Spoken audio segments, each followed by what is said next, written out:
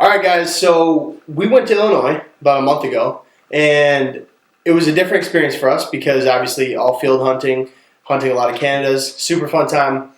But they used A-frames, and that was weird for Joe and I because getting into the A-frame, we're like, this is going to flare birds, for sure, because it's just so out there. You're just like there. It's just weird because like if you have a local bird that's been in that field, then you go back and all of a sudden you're like, hey, we just put up a bunch of grass in this field that wasn't here the last 25 days you were here. You would think that would kind of freak birds out. It didn't all the time. So the reality of it is, I just want to talk quick about kind of hunting in an A-frame blind and kind of some pros and cons. Obviously, I would say one of the biggest pros for us is it's really easy to film out of, which is really good for us, obviously. Number two, it's way more comfortable. Obviously, you're sitting in a seat, so you're not laying in a crummy layout blind, or, we love to use run and gun layout blinds just because they're so easy to brush and conceal and whatever, so you're not doing that. You can use heaters, which, for us, 25-degree weather is pretty much a standard as far as late season goose hunting goes, so, yeah, heaters are nice. Number four, they're easy to fit more guys into.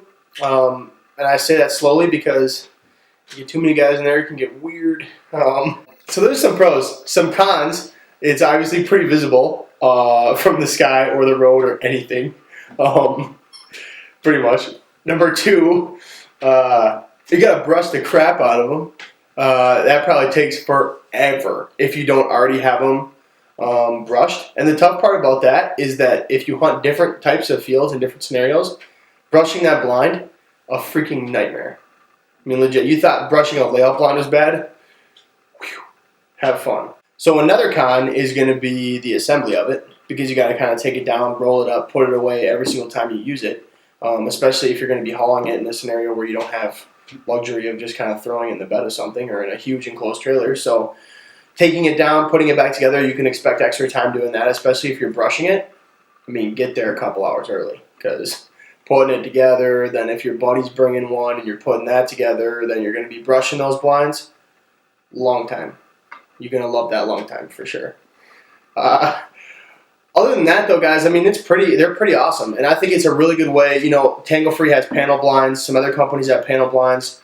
It's a huge way for you to be able to be more comfortable and be able to shoot, especially if you're against like a tree line. Then it's just money, because it's already kind of natural vegetation there. But the places where I get weary of them is in the middle of a field. If you're in the middle of a cornfield and you have all of a sudden it's like there's a bunch of grass there that just wasn't there before. Smart birds, I don't know. We noticed there was probably a couple times not using these where it's just like, is that because of the blind? Is that because they just know this isn't legit or what it is? But there's your pros and cons. It's definitely a good option to have, especially, like I said, if you're filming. Thanks, guys. Make sure to like and subscribe. Check us out on Facebook and Instagram, and we'll be back soon.